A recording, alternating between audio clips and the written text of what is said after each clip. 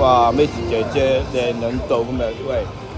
今日咧，我哋去3間廟啦，我哋已經係即係瞓醒先至起身㗎啦。咁而家咧其實已經差唔多1點嘅，係啦。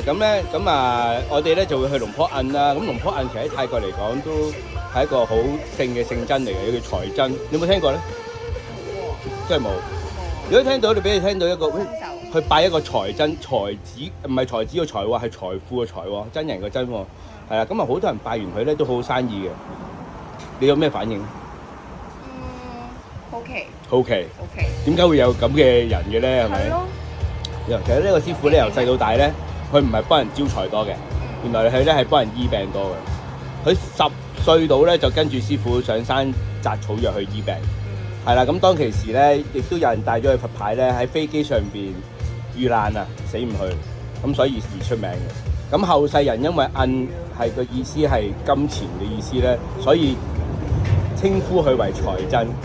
咁其實你聽完呢個故事之後，你有咩感想？喺飛機上遇到嘅事同佢財真係咯，點樣嚟嘅咧？就係因為諧音啦。因為諧音，佢個印字同我哋金銀個印咧係同錢有關，所以咧後人咧就認定佢同財運有關。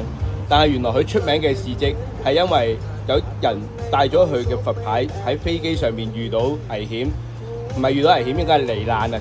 成機人咧都罹難啊，撞機啊，係啦咁樣，得佢一個生存啫，就係帶住龍坡印嘅佛牌啦。咁所以咧龍坡印而咁樣出名嘅。但原來唔係求財嘅喎，不過後世人好多咧求財都發咗達，同埋咧係好多人求到佢嘅願望，咁所以咧後世人都因為稱佢為印而有財富嘅意思。我哋今日咧都因為呢個名而嚟到啦，係啦，開唔開心先？梗係開心啦，係有幸遇到咁傳聞嘅大師。係，咁呢個大師圓寂咗好耐㗎啦，咁啊希望都遇到佢啲後人嘅嘢啦。我又想問下 Miss 姐姐。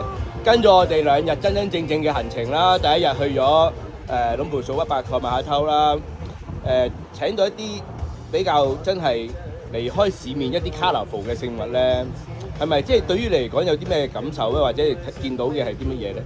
同一般城市見開嗰啲係好唔同，係嘛？好 colourful 嘅嘢好唔同，係同一啲可能即係用幾百字去吹水吹出嚟嘅嘢又好唔同啊！自己見識到嘅嘢係咪？